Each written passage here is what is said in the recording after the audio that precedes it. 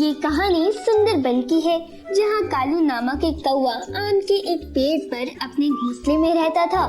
कालू का इस संसार में कोई नहीं था, वो अकेला ही रहता था, पर वो बहुत बेवकूफ पक्षी था।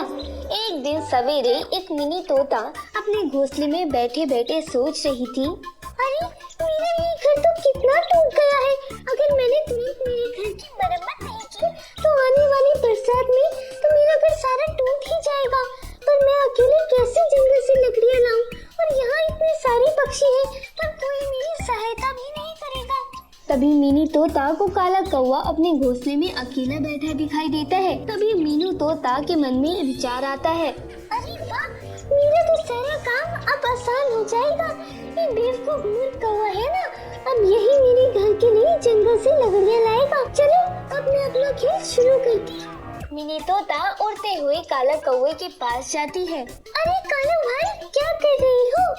कुछ नहीं मिनी बहन, थोड़ा विश्राम कर रहा हूँ। अरे कालू भाई, आपको पता है कुछ ही दिनों में बरसात आने वाली है और आपका ये घर कितना टूटा फूटा लग रहा है। अगर बरसात आई तो आपका ये टूटा फूटा घर तो पूरा बिखर जाएगा।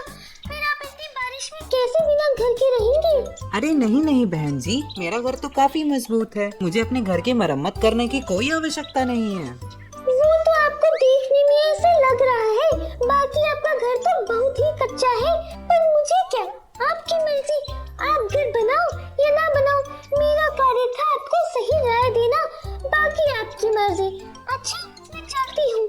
इतना कहकर मिनी तोता वहाँ से अपने घर चली जाती है। मिनी तोता के चले जाने के बाद काला कौवा मन ही मन सोचने लगता है, वैसे बात तो सही कही मिनी बहन ने, बरसात आने से पहले मुझे भी अपने घर की मरम्मत करवानी होगी।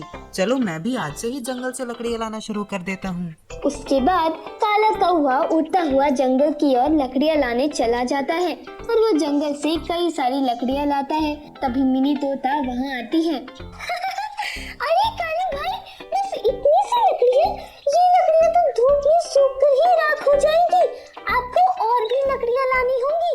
अच्छा, मैं चलती हूँ। काला कौवा मिनी तोता की बात सुनकर फिर से जंगल की ओर लकड़ियाँ लाने चला जाता है। चलो, बेवकूफ कौवा जंगल में चला गया। अब मैं उसकी लाई लकड़ियों को उसके घोंसले से चुराकर अपने घोंसले में रख देती हूँ। मुझे ये कार्य उस बेवकूफ कौवे के आने से पहले ही करना होगा। और चुपके से कालू कौवे की लाई लकड़ियाँ उठाकर अपने घोंसले में ले आती है। थोड़े समय बाद काला कौवा कुछ लकड़ियाँ लेकर अपने घोंसले में आता है। अरे मेरी लाई लकड़ियाँ कहाँ चली गई? मैंने तो यहीं रखी थी, पता नहीं किसने चुरा लिया। चलो मैं मिनी तोता बहन से पूछ कर आता हूँ, शायद उन्हें कुछ पता हो। काला कौवा मिनी तोता को आवाज लगाता है। अरे मिनी तोता बहन, जरा इधर आओ। मिनी तोता उड़ते हुए काले कौवे के घोंसले में आती है। अरे क्या हुआ कालू कौवे भाई? अरे बहन जी, मैं जंगल से लकड़ियाँ लाया था और अपने घोंसले में रखा था, पर किसी ने वो लकड़ियाँ चोरी कर ली है। और इस पेड़ पर तो तुम्हारे और हमारे अलावा कोई रहता भी नहीं है। तुम्हें पता है क्या किसने चुराई है मेरी लकड़ियाँ? अरे कालू भाई, मैंने तो आपको पहले ही कहा था कि वो लकड़ियाँ बहुत कच्ची हैं। लगता है वो लकड़ियाँ धूप के कारण सूखकर भूसा हो गई होंगी। काला कौवा एक बेवकूफ कौवा था।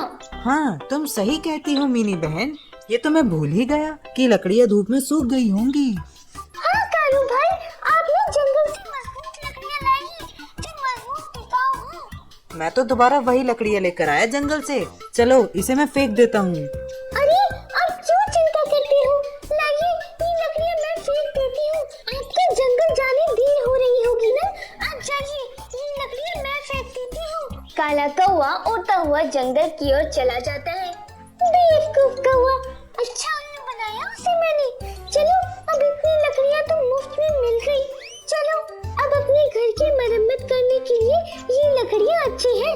तब तक तो वो मूर्ख कौवा और लकड़ियाँ ला रहा है ना, और कोई बहाना बनाकर उस कौवे से लकड़ियाँ चुराकर अपने घर की मरम्मत कर लूंगी। वाह वाह, बैठे बिठाए मुझे लकड़ियाँ मुफ्त में मिल रही है।